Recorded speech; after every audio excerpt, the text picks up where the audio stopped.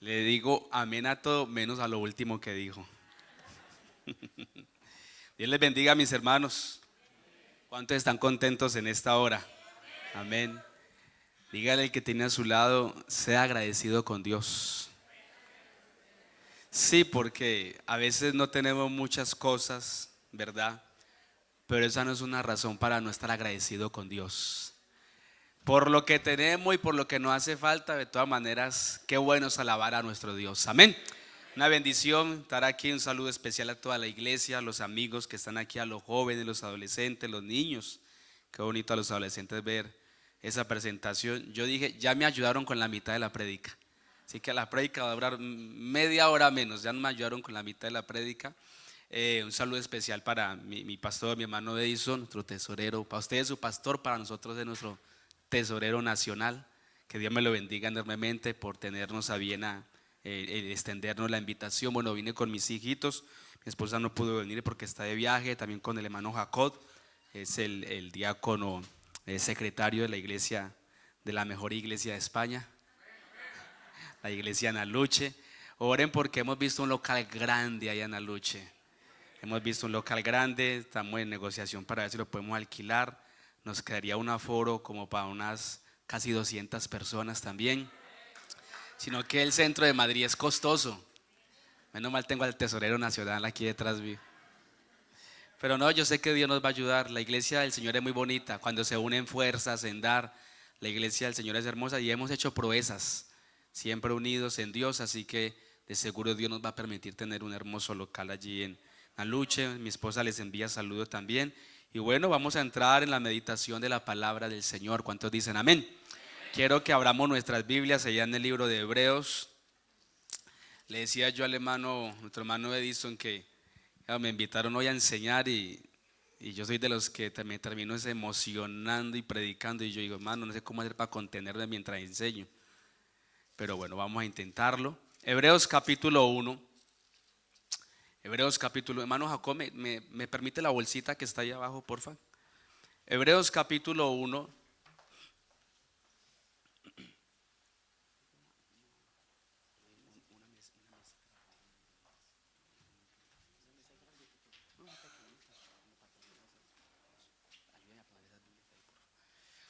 Hebreos capítulo 1. Sí, señor. Sí, sáquela, sí.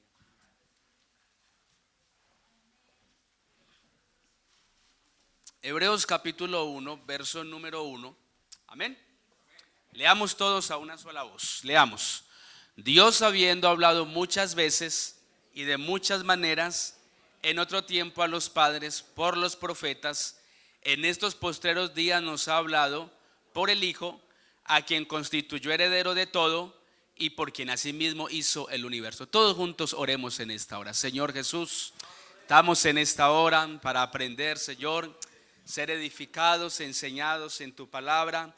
Tú eres bueno, tú eres fiel. Ábrenos el entendimiento, enriquécenos hoy, Padre Celestial, con tu palabra en el nombre de Jesús. Amén y amén. Todos decimos, con más vida todos decimos. Tomen asiento si son tan amables. Bueno, el lema que nos corresponde hoy es ¿cómo llegó la qué? La Biblia, ¿verdad? Ese es el lema. ¿Cómo nos llegó la Biblia? Entonces vamos a hablar un poquitico de eso durante algunos minutos. Vamos a centrarnos de pronto a hablar de eso, de la Biblia hasta nuestros días. Sé que los siguientes días de pronto van a tratar algunos temas un poquito más diferentes, pero entonces el tema que vamos a tratar hoy es cómo nos llegó la Biblia, o sea, la Biblia desde su origen hasta nuestros días. Amén. Hebreos capítulo 1, verso número 1 dice: Dios, habiendo hablado muchas veces y de muchas maneras en otro tiempo a los padres por los profetas. Quiero tomar ese verso como base de lo que vamos a hablar hoy, porque Dios es un Dios ilimitado en recursos. ¿Cuántos están de acuerdo en esta hora? Si los hombres que somos limitados a veces tenemos tantos recursos y formas y manera de hacer las cosas, cuánto más nuestro Dios, ¿verdad que sí? Por eso cuando se trata de hacer un milagro, no le coloque tanto enredo a Dios. Confíe en Dios, crea en Dios, porque Dios es un Dios ilimitado en sus recursos, en sus formas, en su manera. A veces uno piensa, ¿Dios será que lo va a hacer así? Y a veces Dios se nos sale del cajón que nosotros le teníamos, ¿verdad que sí? ¿A cuánto Dios los ha sorprendido en algún momento de la vida? Yo pensé que iba a ser así, pero Dios me metió por acá, lo hizo de otra manera, pero alabado sea Dios porque lo hizo. Dele aplauso al Señor en esta hora. Ese es Dios. Y la Biblia dice que en eso Dios tiene muchas formas de hablar. ¿Cuántos están de acuerdo? Dice, Dios habiendo hablado muchas veces y de muchas ¿qué? Maneras, ¿verdad? Dios habla, y cuando Dios habla, alguien no, es que Dios no me dio oportunidad, Dios fue muy contundente. Yo creo que Dios ha sido muy misericordioso con todo, ¿verdad? ¿Cuántas veces Dios no nos ha hablado? ¿Y cómo Dios nos ha hablado? Usted no puede decir que Dios solo le habla cuando usted viene aquí al culto el día martes o el día jueves. Amén. A Dios no le habla a usted de otras maneras. Y usted dice, esto viene de parte de Dios. El hombre espiritual discierne lo espiritual, ¿verdad? Y dice, esto siento que viene de parte de Dios. Dios me habló por medio de esto. Y uno siente que Dios le está hablando. Y la Biblia dice que Dios ha hablado en todos los tiempos, de muchas formas y de muchas maneras diferentes. Dice que habló por medio de los profetas, que ha hablado por medio del Hijo de Jesucristo. Dios tiene muchas formas de expresarse, muchas formas de hablar. Número uno, por ejemplo, usted conoce el Salmo 19:1. ¿Cómo dice el Salmo 19:1? Los cielos ¿qué? Cuentan ¿qué? ¿Y el firmamento qué hace? Anuncia la obra de sus manos. O sea, que Dios habla por medio de la naturaleza, ¿verdad? Dios habla por medio de lo que Él ha creado. Por eso en Romanos capítulo 1 verso 17 en adelante dice que los hombres son inexcusables, o sea, que no pueden decir, es que yo nunca conocí a Dios, o dónde estaba Dios, o Dios no me dio testimonio, porque dice que a Dios se le conoce por medio de lo que Él ha creado. Dele alabanza al Señor en esta hora. Los cielos, usted no se ha puesto a veces a pensar. Yo en estos días que estábamos en los campamentos y llegábamos muy tarde, tipo 3 de la mañana, y en una de esas noches me salí de la habitación, saqué una almohadita y me tiré por allá en el suelo. Y estaba esa noche despejada, pero hermano, oscuro eso, y el cielo se ve tan hermoso, y estaban estrellas por todos lados. Y yo dije, voy a intentar hacer la de Abraham, voy a intentar. No, imposible no contar todo. Cierto que sí, toda esa cantidad de estrellas. Y cuando uno se pone a contemplar la creación de Dios, uno dice, ¿cómo es posible que el hombre diga que esto vino de la nada? ¿Cómo es posible que el hombre diga que esto es una explosión o yo no sé? Hermano, cuando uno nada más mira la creación, ¿verdad? Uno tiene que decir, tiene que haber un ser sobrenatural, poderoso, extraordinario, una mente extraordinaria en crear, en diseñar para que todo esto exista. Diga gloria a Dios en esta hora. O cuando usted se para ante el espejo, usted dice, esto no vino de la nada. Usted dice, alguien creó esta belleza. O usted no se dice hermoso a usted mismo. Dígaselo usted, porque si no nadie, ¿verdad? Nadie lo va. Llénese usted de autoestima. Dios también habla a través de los profetas. ¿Cuántos dicen amén? Por eso los que han leído la Biblia, y cuando el profeta hablaba, el profeta no decía, yo digo. El profeta, ¿cómo empezaba siempre su mensaje? O Jehová, ¿qué? Ha dicho así. Porque la palabra profetizar no es adivinar, como de pronto hoy lo quieren encasillar. La palabra profeta sencillamente quiere decir voz en lugar de, o el que habla en lugar de. Entonces el profeta hablaba en lugar de Dios, y el profeta no siempre usaba contenido predictivo, o sea, para hablar del futuro. Muchas veces la voz del profeta era, Dios les mandó a decir, arrepiéntanse de su pecado. Y eso no tiene nada ni de adivinación ni de predictivo, pero era lo que Dios le había mandado a decir. Diga gloria a Dios en esta hora, ¿verdad? Entonces ese era el mensaje del profeta, y muchas veces Dios habló por medio de hombres, o sea, les daban la palabra y ellos eran el instrumento por medio del cual Dios hablaba. Diga gloria a Dios. Número 3, otro ejemplo, porque hay varios ejemplos. Dios hablaba por medio de las teofanías, ¿verdad que sí? Sabemos que las teofanías, ¿qué significan? Manifestaciones de Dios, ¿verdad? Sí, las teofanías fueron formas por medio de las que Dios habló. Un día estaba Moisés por allá caminando en el desierto, y ¿qué vio Moisés por allá arriba en la montaña? Una zarza que ardía. ¿Y qué pasaba? consumía la zarza. Y Moisés dijo, voy a mirar qué es esta visión, qué es lo que pasa, qué es lo que sucede. Y dice que Dios le habló a Moisés de en medio de ¿dónde? De la zarza. Así que en esa ocasión la teofanía, esa zarza, fue una forma, un medio, un recurso. Quiero que nos quedemos con esa palabrita aquí en nuestra mente. La zarza fue un recurso por medio del cual Dios se expresó, ¿verdad?, a Moisés con un propósito en especial. Pero Dios siempre ha tenido muchas formas, muchas maneras, muchos recursos para expresarse y darse a entender al ser humano. Dele aplauso al Señor en esta hora. Gloria a Dios, diga gloria a Dios. En esa idea de pensamiento, cuando hablamos de la Biblia es otro recurso de Dios. ¿Cuántos dicen amén? La Biblia es otro recurso de Dios para darse a conocer al hombre, para expresar su voluntad al hombre. La Biblia es la expresión escrita de los pensamientos o de la voluntad de Dios para con el hombre. Hoy podemos decir que la Biblia es esa expresión verbal y escrita, plasmada en un libro. Todos los planes de Dios para con el hombre están aquí. Todos los propósitos de Dios para con el hombre están aquí. Toda su voluntad, todos sus deseos. Es que yo quiero conocer la voluntad de Dios, pastor. Pues lea la palabra de Dios, ¿verdad? Pastor, yo quiero saber cómo es que se debe vivir. Todos los designios de Dios están aquí. No todo Dios todo no está aquí, porque a Dios no lo puede contener un libro. ¿Cuántos dicen amén? El mismo Juan dijo, si yo tuviera que escribir todo lo que hay que escribir, no cabrían todos los libros del mundo, ¿verdad? Pero lo que necesitamos saber de Dios, lo que Él quiso dar a conocer, quedó plasmado aquí. ¿Cuántos dicen amén? Todas las formas de Dios, cómo es la doctrina, cómo debe ser la forma de la iglesia. No busquen libros secundarios ni terciarios, no. Todo eso Dios lo expresó en su palabra. Dele aplauso al Señor en esta hora. Diga gloria a Dios. Diga gloria a Dios. La Biblia es un recurso de Dios para con el hombre, para cumplir en el propósito de salvación y de vida eterna. Pero la Biblia no es el ingenio de la mente de un hombre. La Biblia es un recurso que nació en la mente soberana de nuestro Dios. Diga gloria a Dios.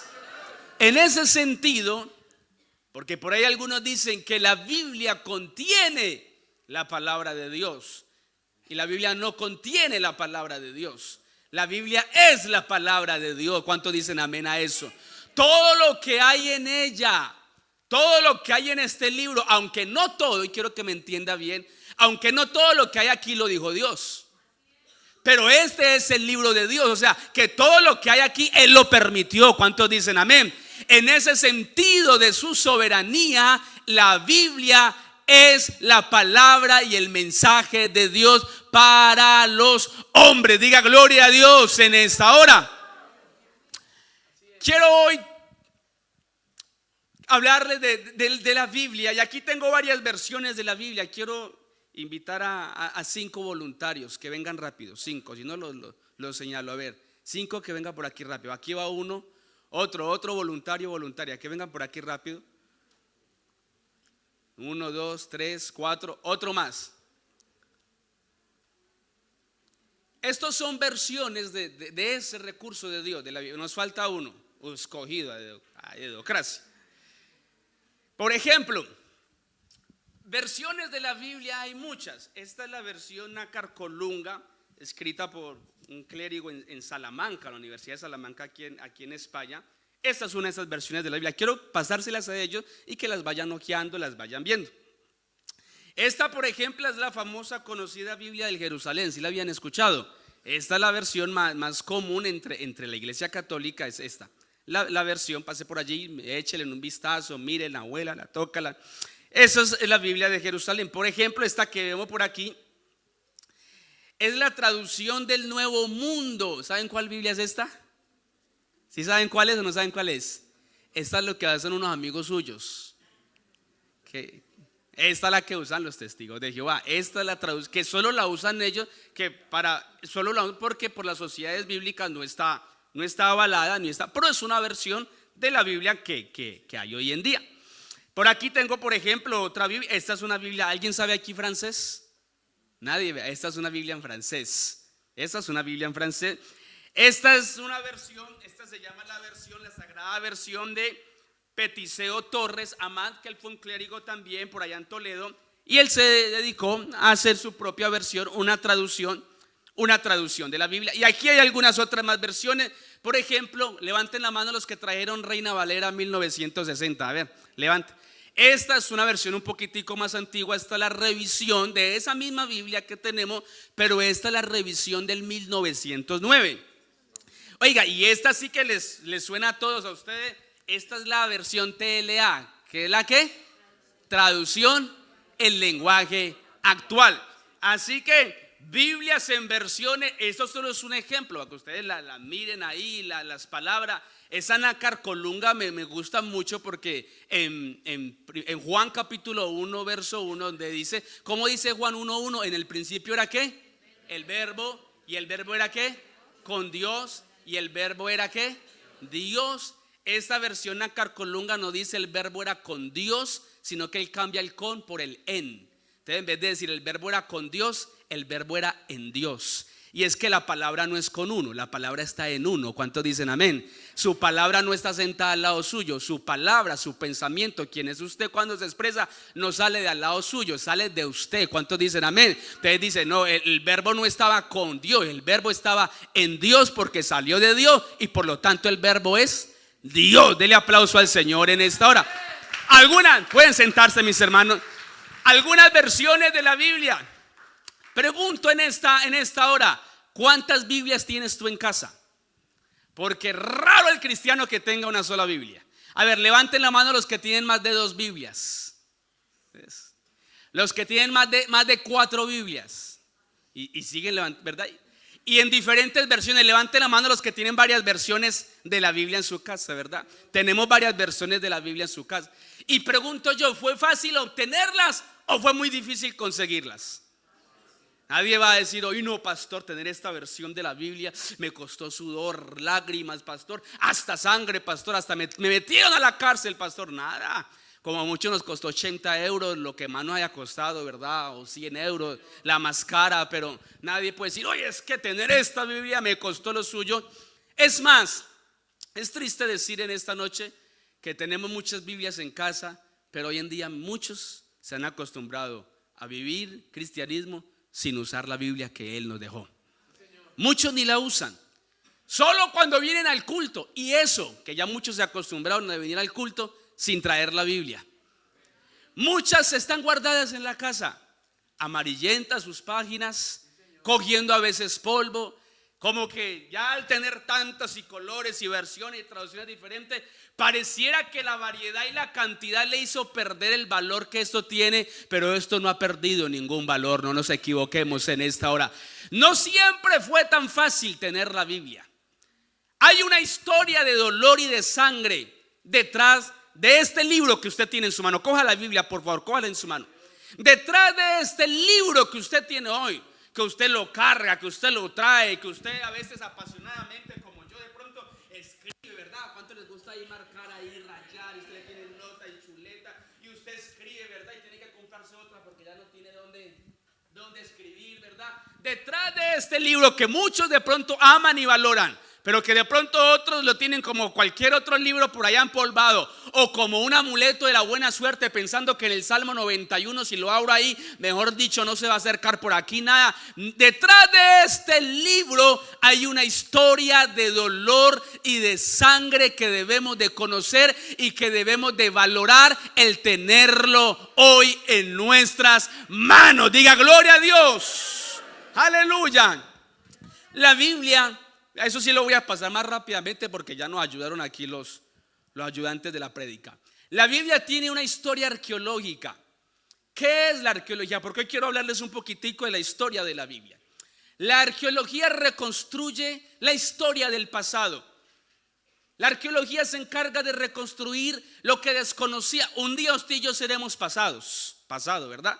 Algunos aquí ya vamos a entrar en la rama de la arqueología. Ya estamos pasando los años, ¿verdad? Y la arqueología se encarga de eso, de descubrir quién era, ¿verdad? Y cómo hablaban y cómo se comportaban. ¿A través de qué? De los hallazgos, de lo que encuentra, de la evidencia, de los registros, ¿verdad? Materiales que ella encuentra. Pues ella reconstruye la historia del pasado para decir, oiga, eso fue cierto, eso fue verdadero, esa historia sucedió así, ese libro de verdad se escribió así, ese que dijeron que lo metieron en una tumba y salió al tercer día, de verdad fue así o no fue así. La arqueología se encarga. Es una ciencia, no es una idea por ahí, no, la arqueología es una ciencia que se encarga de hablar y de corroborar la historia del pasado. Y en ese contexto, la arqueología tiene una historia romántica, pero también de mucho dolor con la Biblia. Diga gloria a Dios. La arqueología ha encontrado mucha evidencia de la antigüedad de la Biblia, de sus escritos originales y de los diferentes materiales con los que fue usada, y de cómo es, y no solo la arqueología no dice sí, ese libro es antiguo, no, se encarga también de corroborar que el mensaje antiguo que inició hace tantos miles de años se ha mantenido fiel y fidedigno hasta el día de hoy. Diga gloria a Dios en esta hora. Y entre la rama de la arqueología, este detalle me encanta, y si puede anotarlo por favor, escríbalo.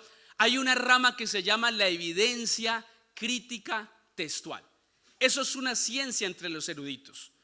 La evidencia crítica textual. ¿De qué se encarga la evidencia crítica textual? Resulta que hoy sale por ahí un libro, una historia nueva diciendo que descubren un libro que supuestamente habla de un hecho histórico de hace 1000 años. Entonces van a decir, bueno, vamos a investigar a ver si lo que dice ese libro es verdadero. ¿Cómo hacen para saber si lo que dice ese libro fue así o verdadero? Pues la materia o el área crítico textual dice, pues tenemos que empezar a investigar a ver si en otras culturas hay escritos parecidos a los de este libro, o si en otras épocas se encuentran manuscritos o papiros o copias también acerca parecidos a este libro. Y si vemos que muchas culturas lo usaron y los comparamos todos los escritos entre ellos y vemos que concuerdan, pues tiene que ser que es una historia real del pasado. Así que entre más evidencia, más copias, pues mucho mejor. Uno de los escritos de la antigüedad más conocidos y con más copias hoy en día es la Ilíada de Homero. ¿Saben qué es la Ilíada de Homero? A ver, les hago otra pregunta diferente. ¿Quién se ha visto la película de Troya? Ay, aquí nadie ve película aquí en la iglesia. No se han visto la película. Por allá película. Homero fue un poeta, un filósofo griego, y él escribió todos los poemas griegos, lo del caballo de Troya. ¿Se han escuchado eso? Todas esas historias las escribió. Pues de la Ilíada existen 1575 copias. Escuche bien, 1575 copias. Resulta que la Ilíada, la historia, cuando Homero escribió la Ilíada, fue en el año 800 antes de Cristo. Y la primera copia que los arqueólogos encontraron de ese suceso del 800 antes de Cristo, la encontraron en el año 300 después de Cristo. O sea que entre el suceso original y el primer escrito hallado hay una diferencia de ¿cuántos años? De 1100 años.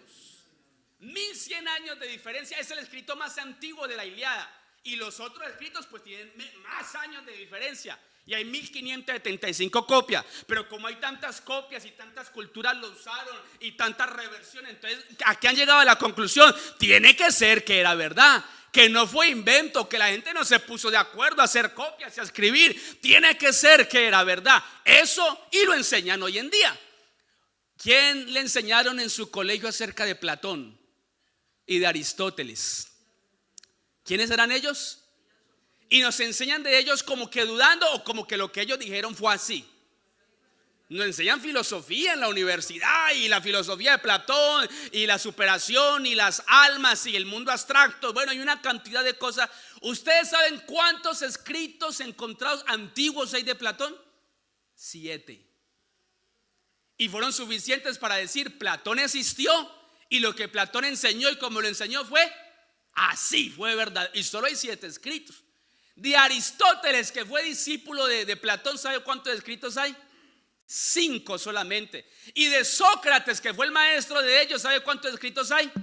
Ninguno. Pero nadie hoy en día pone en duda la existencia de Sócrates. No, Sócrates, gran filósofo Sócrates. Y no hay ningún escrito que él mismo haya escrito. Y nos enseña la Universidad de Platón, de Sócrates, de la Ilíada. Pues quiero decirles que el escrito antiguo con mayor evidencia en papiros, versiones, manuscritos y pergaminos tiene 5.843 copias, y es la Biblia. El Nuevo Testamento tiene casi 6.000 copias, casi 6.000 manuscritos, versiones desde la antigüedad. El más antiguo, mire, escuche bien, la copia o el trozo de versión de la Biblia más antiguo se le conoce como el papiro P52, así se le llama, el papiro P52, y hace alusión, allá en el año 1920 unos arqueólogos hallaron un trozo de papel en Egipto y empezaron a descifrarlo, y era un trozo del Evangelio de Juan. Y cuando le hicieron un análisis de carbono 14 para mirar su antigüedad y todo lo demás, se dieron cuenta que este trozo de papel había sido escrito en el año 200 después de Cristo. Y hicieron un análisis y dijeron: entre esta copia y el original, el evangelio original de Juan, no hay 1100 años de diferencia, ni 500 años de diferencia, ni 400 años de diferencia. Entre este trozo de copia y el evangelio original de Juan solamente hay entre 30 y 40 años de diferencia. Solo 30, 40 años de diferencia. Se llama el papiro. Por ahí tengo una imagen, si me la buscan, el papiro P52, y la pueden poner. ¿Y sabe qué dice el papiro P52? ¿Quieren leerlo? Abran sus Biblias en San Juan. No sé si es cosa de Dios, coincidencia, no sé. Pero mire, ese trozo de papel que ustedes ven ahí en la imagen, si lo pueden poner grande, ese es el papiro P52, hallado por unos arqueólogos en un vertedero, cerca de un vertedero allá en Egipto. Y por delante tiene unos trozos del versículo, y por detrás tiene otras partes de un versículo. Ubíquese en San Juan capítulo 18. San Juan capítulo 18 verso 31. Lo que dice ese trocito de papel, la imagen que estaba antes, en lo que dice ese trocito de papel, lo que dice ese trocito de papel de allá de Juan, dice: entonces, San Juan capítulo 18 31, por la parte de adelante él dice: entonces les dijo Pilato: tomadle vosotros y juzgadle según vuestra ley. Y los judíos le dijeron: a nosotros no nos está permitido dar muerte a nadie, para que se cumpliese la palabra que Jesús había dicho, dando a entender de qué muerte iba a morir. Entonces Pilato volvió a entrar al pretorio, llamó a Jesús y le dijo: ¿eres tú el rey de los judíos? Y por el otro trozo del papiro está el versículo 37 y el 38. Le dijo entonces Pilato: ¿luego tú eres rey? Respondió Jesús: tú dices que yo soy rey. Yo para esto he nacido y para esto he venido al mundo, para dar testimonio de la verdad. Todo aquel que es de la verdad oye mi voz. Y le dijo Pilato: ¿qué es la verdad? Y cuando hubo dicho esto, salió otra vez a los judíos y les dijo: yo no he hallado en él ningún delito. Y nosotros podemos decirle hoy a Pilato: aquí está la verdad, su palabra es verdad, santifícalos en tu verdad, dijo Jesús un día. Tu palabra es la verdad, Cristo es la palabra, Cristo es la verdad.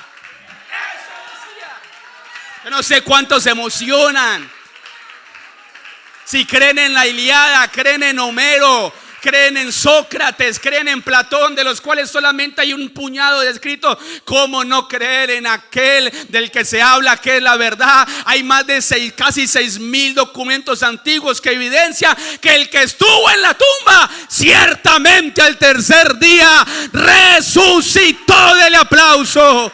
Aleluya. Aleluya, aleluya, aleluya. Gloria a Dios, gloria a Dios, gloria a Dios. Dicen los estudiosos, si usted coloca en hilera los escritos de Platón, dan 1 metro de altura. Pero si usted coloca en hilera todos los documentos que se han encontrado de la Tanaj y del Nuevo Testamento, dicen es más de 1 kilómetro de altura de todos los documentos que se han encontrado. Solo que la gente le gusta pelear con la evidencia de la verdad. Diga gloria a Dios en esta hora. Aleluya. La arqueología también nos habla de los materiales usados. Coja su Biblia por favor otra vez. Yo quiero que la coja hoy y que la intente tocar por los 4 bordes. Yo sé que usted lo ha hecho muchas veces, pero intente hoy, hagamos el ejercicio de palparla, de olerla. Ya huele al sudor de sus manos, ¿verdad? Ya huele a usted esa Biblia, ¿verdad? Pero hagamos ese ejercicio conmigo, por favor. Tóquenla, mírenla, revisen la Biblia.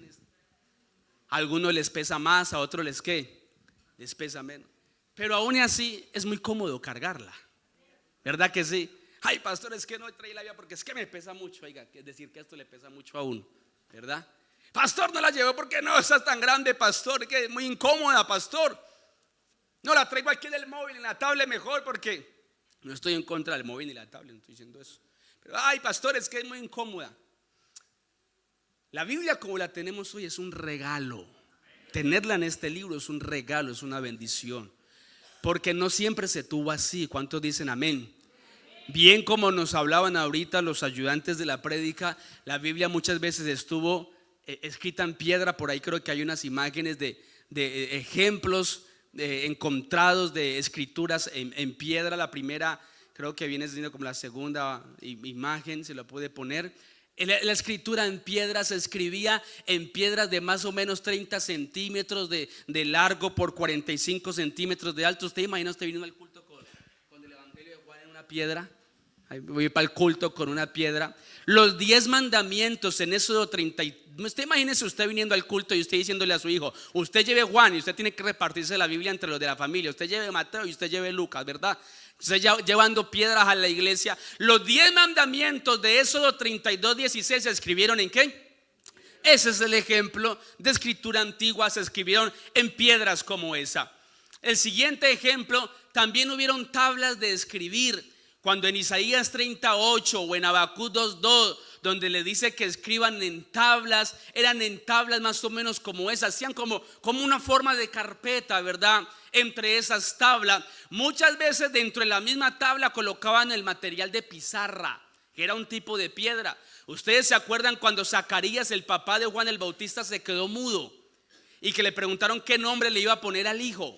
Y que como él no hablaba, él dijo: pásenme para escribir. Pues posiblemente él pidió un tipo de tablilla así para escribir el nombre de cómo se iba a llamar su hijo. Esta parte voy a ir un poquito más rápido porque ya nos hablaron un poquitico. También se escribían tablas de arcilla. Esa era la forma más difícil de escribir porque era forma cuneiforme. De pronto no sé si puse la imagen o no, pero hacían una tabla de arcilla. Pero para escribir en una tabla de arcilla usted necesita un tipo de instrumento en especial, creo que no está, que es como un tipo de lápiz con agujeritos, donde usted escribe no tanto rayando, sino hundiendo y haciendo agujeros dentro de la arcilla y hace simbolismo. Por eso se le llama escritura cuneiforme. Por ejemplo, en Ezequiel 4:1, Dios le dice a Ezequiel que debe de hacer un dibujo, un diseño en un ladrillo. Pues posiblemente era en eso, en una tabla de arcilla. Y lo más conocido, ¿verdad?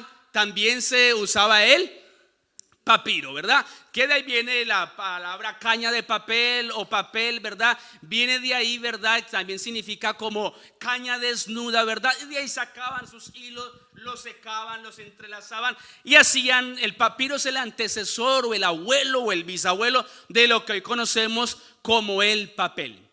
Uno de los muy conocidos era el pergamino. Y quiero pasar a la siguiente imagen.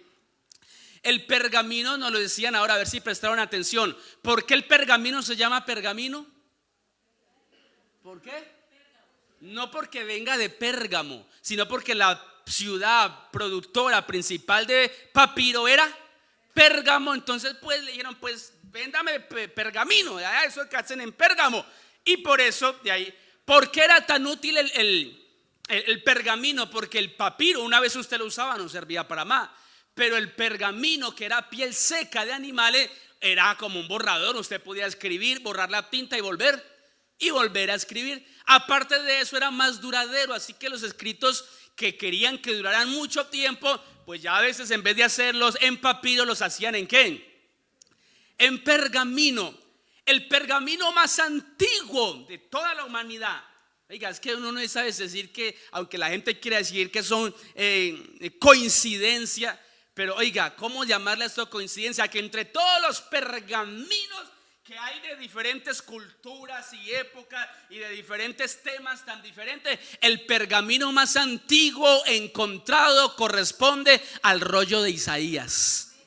Por allá en el año 1940, anote esa fecha y usted se va a hacer el trabajo. Lo invito a que vaya a YouTube y se vea el documental de las cuevas de Qumrán, los descubrimientos de los rollos del Mar Muerto. Un día un pastor beduino estaba por allá, se le perdió una vaca, una cabra, y por allá en una cueva encontró, ¿verdad? Y encontró unas vasijas con muchos rollos y con eso comerciaron. Bueno, con el tiempo se dieron cuenta de la importancia de estos escritos, y entre lo más impactante fue que había un rollo intacto del libro de Isaías del año 125 antes de Cristo. ¿Sabe qué dijeron los escépticos en ese tiempo?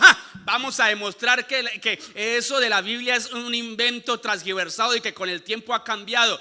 Y entonces lo que hicieron fue coger el rollo de Isaías de la cueva P1 allá del Mar Muerto y lo compararon con el libro de Isaías que existía en el año 1940 y dijeron: vamos a desarmar la creencia judía y todo el cristianismo, porque si desarman el rollo de Isaías nos desarman nuestra fe, porque Isaías es el evangelio del Antiguo Testamento prácticamente. Isaías fue quien más habló de la venida del Mesías. Dijeron: aquí vamos a acabarle la fe a los cristianos, y pusieron el rollo. El rollo mide más o menos 27 centímetros de alto por 7 metros de largo, más o menos extendido. Está en la casa sagrada de los libros, creo que en Jerusalén. Eso es un tesoro para el pueblo de Israel allá. Y empezaron a contrastar lo uno con lo otro, lo uno con lo otro, lo uno con lo otro. Y cuando tuvieron que dar su veredicto, dijeron: lo único que se diferencia son en puntos, en comas, en tildes, en algunas palabras, pero el mensaje de Isaías ha permanecido intacto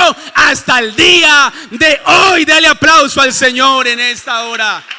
Aleluya.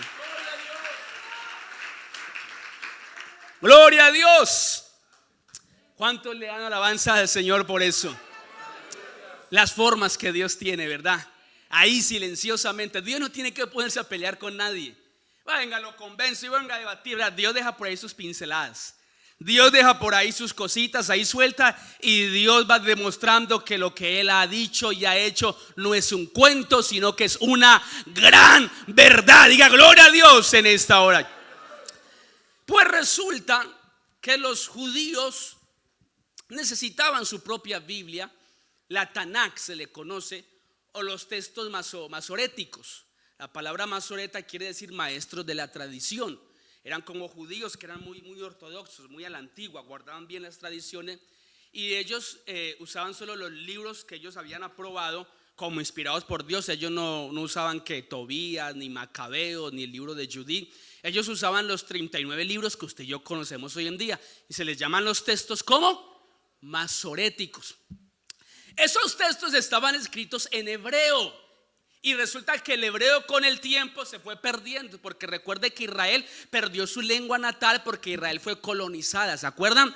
Fueron dispersos para Siria, para Babilonia. Entonces ya los israelitas hablaban arameo, hablaban sirio, hablaban latín, hablaban griego, ¿verdad? Y los judíos fueron helenizados, o sea, convertidos en alguna manera a la cultura griega. Y muchos de esos judíos vivían en Alejandría, la capital del reino griego. Y ya muchos habían nacido allá en Grecia y ya no hablaban el idioma hebreo. Pero aunque ellos eran griegos de nacimiento, de cultura y de religión, ellos eran hebreos, ellos eran judíos. Y necesitaban la Biblia en su propio idioma, en el idioma griego de ellos, el griego koiné.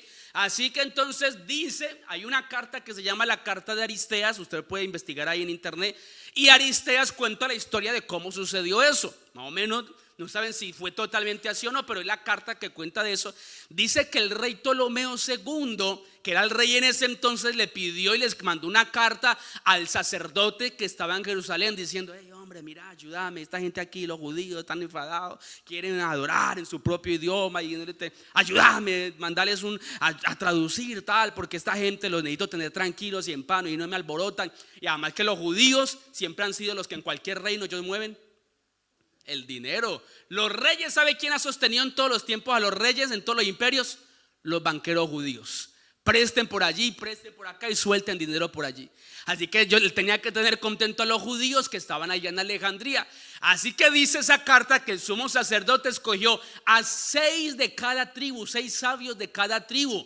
En total, ¿cuánto es 6 sabios de cada tribu? Si son 12 tribus, 72, ¿verdad? Y mandó a 72 sabios, los mandó allá a Alejandría a que tradujeran la Biblia hebrea, o sea, la Tanakh, los textos masoréticos, ¿verdad? Los tradujeran al griego para que sus hermanos hebreos que estaban allá en Alejandría la pudieran leer. Pues a esa traducción del hebreo al griego del Antiguo Testamento es lo que conocemos como la Septuaginta, o la versión de los 70, se le conoce de esa manera. Y así fue avanzando y evolucionando, porque ya no solamente en la Biblia hebrea la leían solo los judíos, sino que como ya estaba en un idioma universal de ese tiempo que era el griego, aún ya los no judíos tenían acceso a leer la historia de los hebreos en su propio idioma. Diga gloria a Dios. Con los años vino, bueno, el cristianismo, todo lo demás. Por allá en el año 380 después de Cristo se estableció el nuevo cristianismo. Quiero llamarlo así, entre comillas, el nuevo cristianismo. Legalizaron el cristianismo. Usted sabe de qué le estoy hablando, ¿no? El emperador dijo: ya, la religión oficial es el cristianismo, ¿verdad? Es universal, nace la iglesia tal. Entonces el Papa Damaso I, él dijo: pues necesitamos tener la Biblia ya, tanto la parte Antiguo Testamento como el Nuevo Testamento, en un idioma que nosotros podamos manejar. En esa época, en el año 380, ya el idioma, ¿verdad?, que más se manejaba era el latín. Y él le pidió el favor a uno de sus clérigos, a Jerónimo, que fuera y tradujera esa Biblia, que la tradujera allá al latín. Y él empezó a traducir esa Biblia, ¿verdad? Y con el tiempo se fue para Jerusalén, buscó los textos masoréticos, ¿verdad? Él no usó como referencia la Septuaginta, porque recuerden que la Septuaginta era escrita ¿en qué idioma? En el griego. La Septuaginta es la Biblia hebrea en griego, el Antiguo Testamento en griego. Él usó los textos masoréticos y la pasó al latín, pasó todo al latín, pasó el Nuevo Testamento, ¿verdad? Todo lo pasó al latín, y a esa Biblia la llamó la Vulgata. Y esa fue la Biblia por excelencia del catolicismo, ¿verdad? La llamó la Vulgata, o la edición del vulgo, la edición del pueblo. Y es curioso que se llamara la edición del vulgo, la edición del pueblo, porque si usted le dice: mire, esta es la Biblia edición del pueblo, usted dice: ¿para quién es ese entonces? ¿Para quién es ese? Para el pueblo. La Vulgata, la edición del pueblo, ¿quiénes la tienen que leer? El pueblo. Era curioso que era la edición del pueblo, pero el pueblo no la podía leer. Era la edición del pueblo, pero entonces sacaron un edicto. Por allá creo que en el concilio de Trento, si no estoy mal, sacaron varios edictos. También en el concilio de Nicea. Habieron varios concilios, son reuniones que ellos hacen. Entonces, como dijéramos, la asamblea de pastores. ¿Están entendiendo? Asamblea, concilio, no. Y entre sus concilios dijeron: solamente entre la iglesia tiene el poder de la iluminación, de la revelación, de la interpretación. Por lo tanto, el pueblo no tiene esa capacidad. Le prohibimos al pueblo tener Biblia, leer Biblia. Si el pueblo quiere escuchar la palabra de Dios, tiene que venir. Si quiere interpretación, tiene que venir aquí. Y quien tenga una Biblia y quien la lea en su casa, y quien tenga por ahí así sea un trozo de ella, entonces caerá bajo pena de muerte y morirá en la hoguera por herejía. Todo lo que fuera en contra de los edictos que ellos ponían, a todas esas personas se les llamaba un hereje. Y la sentencia siempre, por lo general, era una: moría en la hoguera, porque ellos decían, en lo que ellos creían es: si muere en la hoguera ya no hay resurrección, porque el cuerpo se le ha hecho ceniza, así que lo estamos matando en esta vida y lo estamos matando en la otra. Y eso es lo que ellos pensaban para los herejes. Lo quemamos en la hoguera. Y la Santa Inquisición, eso era uno de sus cometidos principales: impedir que salieran otras versiones de la Biblia. Esa Biblia salió en el año 380 después de Cristo. Y escuche bien, no fue sino hasta el año 1517. O sea, ¿cuántos años pasaron? Como 1200 años, ¿verdad? Bajo ese gobierno, bajo ese control, hasta que en el año 1517 un monje agustino dijo: no, estoy leyendo y veo que la iglesia no enseña como dice la Biblia.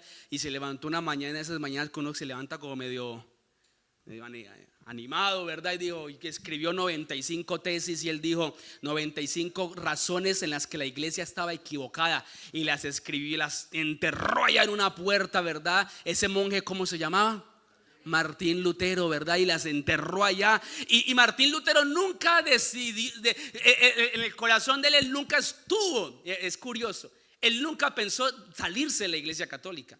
Él nunca hizo, voy a hacer esto para formar mi propio grupo que se van a llamar los protestantes. No, el protestante es un nombre despectivo que los católicos le dijeron a ese grupo. La idea de él es decir, voy a darme a conocer porque quiero desde adentro cambiar, reformar la iglesia. Pero él se dio cuenta que eso no era así, que ellos no estaban dispuestos a obedecer a la verdad ni a sujetarse a la verdad de la palabra de Dios, y le llamaron protestante. Y surgió en el año 1517, se encendió la llama de la revolución cristiana.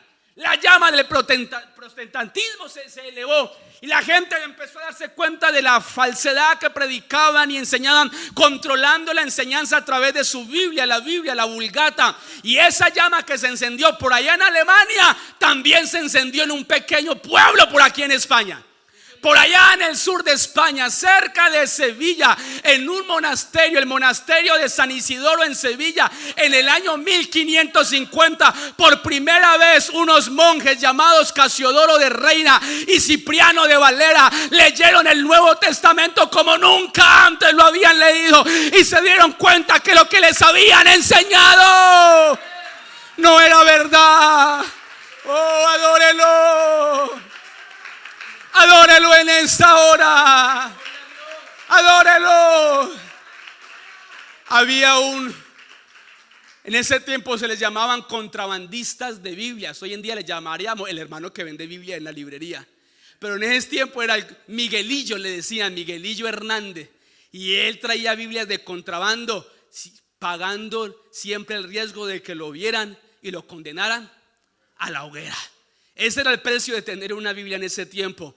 Y Miguelillo Hernández trajo Biblias a Sevilla, y entonces un hombre llamado Juan Gil y Constantino Ponce, que eran protestantes de esa época, luteranos, llevaron Biblias del Nuevo Testamento, solo el Nuevo Testamento de Juan Pérez, lo llevaron allá a ese monasterio de San Isidoro, y esos monjes empezaron a leer, y se encendió un avivamiento allá en ese monasterio, y esa gente empezó a darse cuenta de lo que era la verdad del evangelio. Pero todo eso llegó a oídos de la Inquisición, y la Inquisición vino a matarlos. 11 de ellos alcanzaron a escapar, a los otros 20 los quemaron en la hoguera, solo por leer la Biblia, el Nuevo Testamento, por leerlo, por no leerlo en la versión que ellos tenían. Y entre los 11 que alcanzaron a escapar estaban Casiodoro de Reina y Cipriano de Valera, y huyeron a una ciudad, a Ginebra, Suiza. ¿Cuántos han estado en Suiza?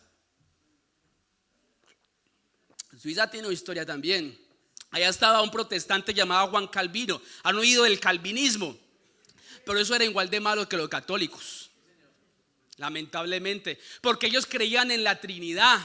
Y allá en Ginebra entonces hubo un español, oiga, los españoles son muy hermosos, ¿cuántos dicen amén? Llamado Miguel de Cervet, que sacó un libro llamado El monstruo de las tres cabezas. O sea, él era una enseñanza en contra de la Trinidad, porque Miguel de Cervet creía que Jesucristo era Dios manifestado en carne. Y él sacó un escrito llamado El monstruo de las tres cabezas, en contra del calvinismo y de la Trinidad. ¿Y sabe qué hizo Juan Calvino, que supuestamente era un protestante, ya no era católico? ¿Sabe qué hizo? Lo mismo que hizo la iglesia católica. Cogió a Miguel de Cervet y lo quemó en la hoguera por creer que Jesucristo era Dios manifestado en carne. Cuando Casiodoro de Reina llega y ve ese escenario, él se enfada, porque él era amigo íntimo de Miguel de Cervet.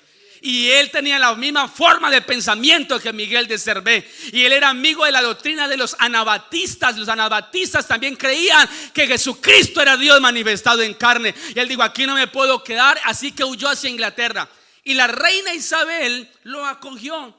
Y él empezó allá a traducir más o menos por allá. Creo que fue en el año 1557, si no estoy mal.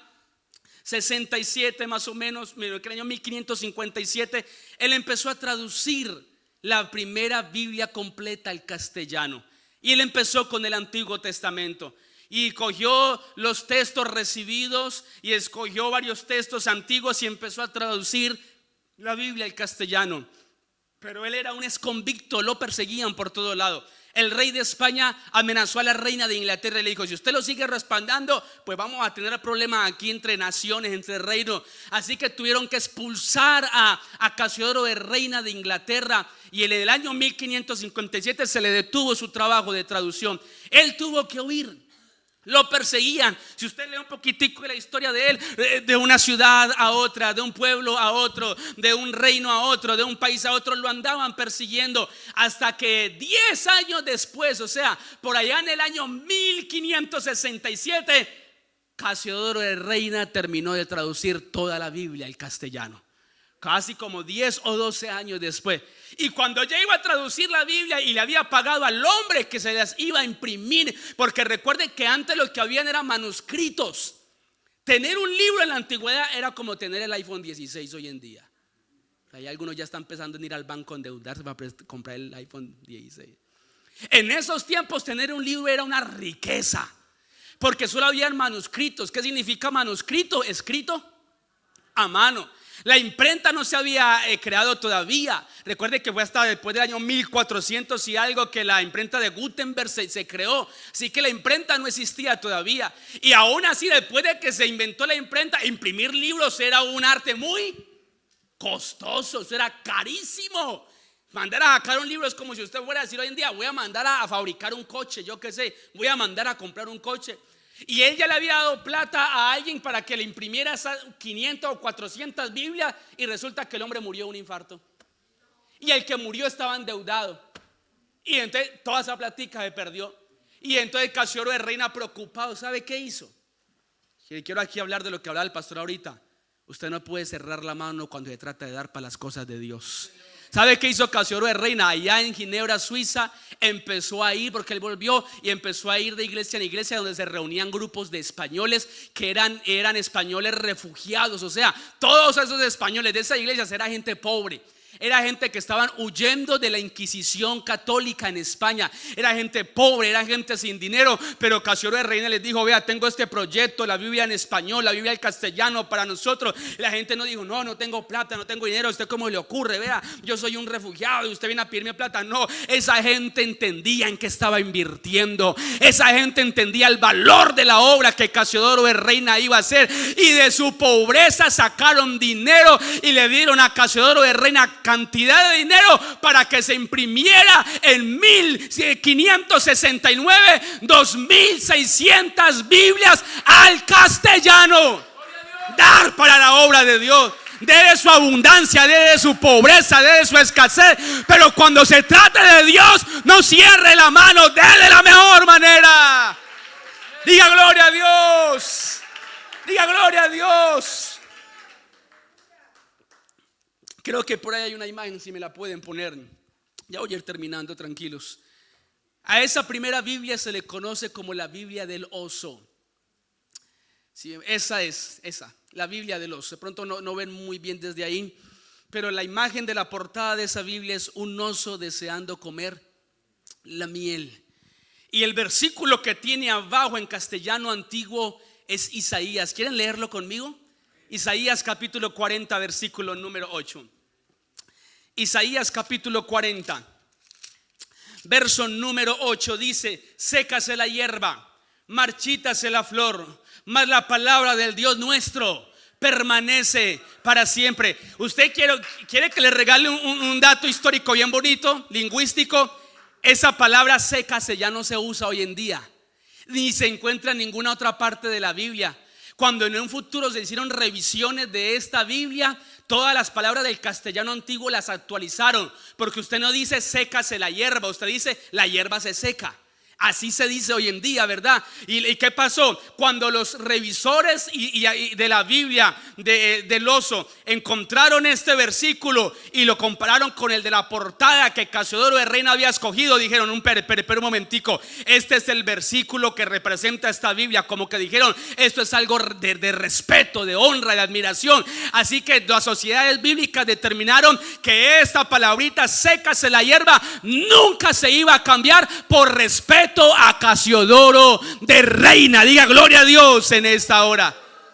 12 años después de que Casiodoro de Reina saca la Biblia del Oso, Cipriano de Valera, su amigo, se dio a la tarea de revisarla, de mejorar el lenguaje, no de corregirla, sino de actualizarla, de mejorar el lenguaje. ¿Y sabe cuánto tiempo le tardó mejorar el lenguaje y actualizarlo? 20 años de su vida. Más 10 o 12 de Casiodoro. ¿Cuántos años van invertido en esta Biblia? Solo entre ellos dos, ¿cuánto? Más o menos 30, 32 años. Y a esa nueva versión o revisión, mejor dicho, revisión que sacó Cipriano de Valera, se le conoce la Biblia del Cántaro. Si me la colocan la imagen, por favor, se le llama como la Biblia del Cántaro. ¿Y sabe por qué la Biblia del Cántaro? Porque en su portada es un hombre plantando un árbol. Esa es la Biblia del Cántaro. Y hay dos hombres, el uno está plantando un árbol y el otro con un cántaro lo está regando. Y que como que de alguna manera él quería decir, Casiodoro de Reina plantó el árbol y yo lo estoy regando para que dé mucho fruto para mucha gente. Diga gloria a Dios en esta hora. Aleluya. Quiero que nos pongamos de pie en esta hora. Meditaba yo en algo, y es que tenemos un tesoro entre las manos. Aleluya. Hay aproximadamente 7,000 lenguas en nuestro planeta Tierra. Entre idiomas y dialectos hay 7,000 lenguas. La Biblia ha sido traducida por completo desde Génesis a Apocalipsis a 450 lenguas de forma completa y a 2,000 de forma parcial, o sea, el Nuevo Testamento o un evangelio o una carta. Quiere decir que todavía hay 4,000 lenguas en las que la gente no ha oído la historia del bendito de Mesías. Hay 4,000 lenguas en que la gente no ha podido coger y decir, voy a leer la historia del resucitado. Pero usted y yo somos privilegiados, porque no solamente la tenemos al castellano, hoy tenemos nueva traducción viviente, nueva versión internacional, traducción al lenguaje actual, la nueva Biblia de las Américas, la versión Dios habla hoy, la palabra de Dios para todos, la tenemos en tantas formas diferentes. Y yo pensaba, hay de 4,000 lenguas que no la tienen en su idioma original, pero yo soy uno de los privilegiados que tengo este tesoro en mi lengua y en versiones diferentes. Somos privilegiados por tener esto. Hombres dieron su vida, renunciaron a su tierra, se expusieron a la hoguera por traducir esta Biblia a nuestro idioma. La tenemos en nuestra propia lengua. La Biblia dice, escudriñad las escrituras, porque a vosotros os parece que en ellas tenéis la vida eterna, y que ellas son las que dan testimonio de mí. Hoy en día nos volvemos expertos en todo, expertos en farándula, expertos en tecnología, en el último móvil, el último tablet, el último iPad, expertos en las series que salen, expertos en el fútbol, expertos en los influencers, en la moda de hoy en día. Y nada de ese conocimiento nos sirve para la vida eterna. Pero si usted se vuelve experto en profundizar la palabra de Dios, este conocimiento no es pérdida. Esto sirve para la vida eterna. Aleluya. Aleluya. Durante los 80 años de la Unión Soviética, lo primero que hicieron en la Unión Soviética fue: necesitamos sacar a Dios de la Unión Soviética. Así que crearon colegios de descontaminación teológica. Metían a la gente a habitaciones con música pesada donde todo el día le decían: Dios no existe, Dios no existe, Dios no existe. Y la gente salía de esas habitaciones diciendo: Dios no existe. Así que al cabo de unos años, entonces, los organizadores de la cortina de hierro de la Unión Soviética dijeron: hemos triunfado, hemos sacado a Dios y a la Biblia de aquí, de la Unión Soviética, de Rusia. Ya no hay Dios en medio nuestro. Cuando cayó la cortina de hierro, cuando cayó la Unión Soviética, un estadounidense fue a una esquina en Rusia con un puestico de Biblia y le dijeron: vas a perder el tiempo porque ya Dios y la Biblia no tienen cabida en Rusia. Pero la sorpresa fue que él puso su puesto y puso sus Biblias, y habían colas y colas de personas diciendo: queremos volver a leer la Biblia. Pasión por la palabra. Desea como niños recién nacidos la leche espiritual no adulterada, para que por ella crezcáis por la salvación. Si hay algo que usted tiene que anhelar, anhele este tesoro, anhele la palabra de Dios.